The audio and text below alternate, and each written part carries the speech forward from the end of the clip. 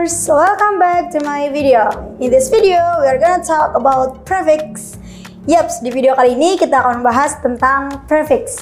Buat teman-teman semua yang masih belum paham prefix itu apa, jadi prefix itu sebuah awalan atau huruf, kumpulan huruf ya kan, yang berada di awal kata yang bertujuan untuk memodifikasi makna dari kata tersebut. Nah, prefix juga terbagi menjadi dua, ada yang prefix negatif, ada juga yang prefix positif. Nah, di video kali ini kita akan bahas yang prefix negatifnya dulu. Prefix negatif juga terdiri dari banyak banget katanya ya. Di antaranya ada an, ada dis, ada ada anti, dan lain sebagainya. Tapi di video kali ini kita akan bahas tentang an dan dis terlebih dahulu. Oke? Langsung aja kita masuk ke yang an dulu ya. Nah, an ini adalah prefix negatif ya. Letaknya di depan an ini, oke? Nah, jadi an ini gunanya akan merubah makna dari kata yang awalnya positif nih, kalau ditambahkan an di depannya maka akan bermakna berlawanan alias maknanya jadi berubah negatif. Kayak contoh, tadinya happy, terus kita tambahkan an di depannya jadi unhappy, maka yang tadinya happy artinya bahagia, ketika ditambahkan an maka berarti tidak bahagia.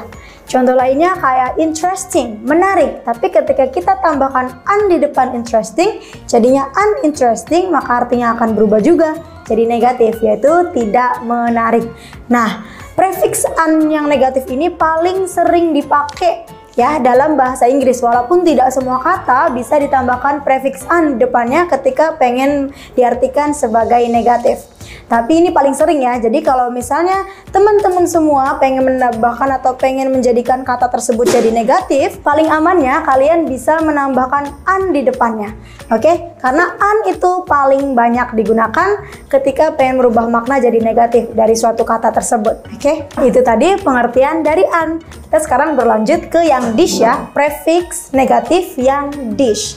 Oke, nah di sini juga berarti sama ya, ketika diletakkan di depan suatu kata maka akan berubah maknanya dari kata yang tadinya positif maka akan berubah jadi berlawanan alias jadi negatif.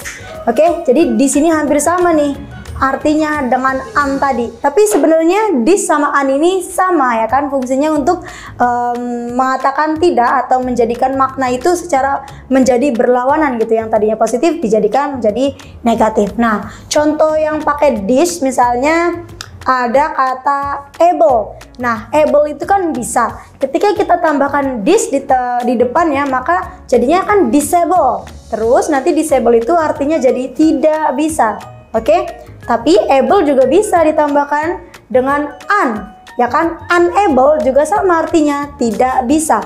Jadi able itu bisa ditambahkan un, bisa juga ditambahkan dengan dis. Tapi teman-teman semuanya harus wajib baca lagi nih ya, karena kadang nggak semua kata kan bisa ditambahkan dengan an sama dis nih.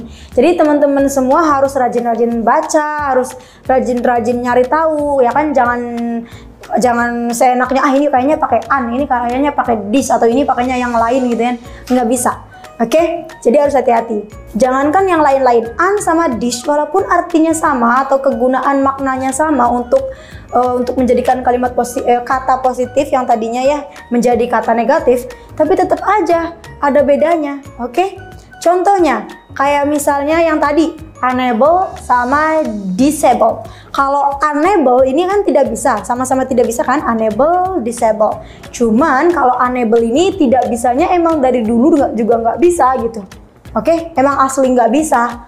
Nah, sedangkan yang disable ini tuh dia sebenarnya udah bisa, tapi gara-gara mungkin misalnya ya contohnya aku nih sebenarnya bisa loh moto-moto orang gitu kan, fotografiin kayak gitu, jadi fotografer bisa, tapi suatu ketika tangannya lagi terluka, entah itu tersayat pisau, entah itu apa gitu ya kan, memar-memar, jadi kan alhasil tangannya nggak bisa tuh pegang kamera yang jadi gini-gini, itu bisa pakainya disable, tidak bisanya di situ. Oke, sekarang sudah tahu ya bedanya unable sama disable, sama-sama tidak bisa tapi berbeda maknanya. Begitupun juga interesting. Kalau uninteresting berarti dia emang tidak akan pernah tertarik dengan hal tersebut. Oke, sedangkan yang disinteresting ini berarti ada kemungkinan si orang tersebut tertarik dengan hal tersebut. Oke, walaupun mungkin awalnya enggak tapi nanti tertarik, atau yang awalnya tertarik nih sebenarnya tapi mungkin lagi nggak mood aja jadinya nggak tertarik, tapi emang aslinya tertarik cuma lagi nggak mood aja. Kalau yang disinteresting ini ya, kalau yang uninteresting emang bener-bener nggak tertarik dan tidak akan tertarik. Oke, itulah pembahasan kita tentang prefix negatif di video kita kali ini, yaitu ada an dan ada dis. Buat kalian semua yang masih penasaran kira-kira yang prefix negatif yang lainnya gimana nih pengertiannya dan perbedaannya, atau mungkin prefix yang positif yang seperti apa, maka tonton terus video-video berikutnya ya kan. Nantikan terus video-video berikutnya, oke? Jangan lupa share, komen, dan subscribe channel YouTube-nya Word English, oke? Thank you for watching and see ya, tata! Kampung Inggris WE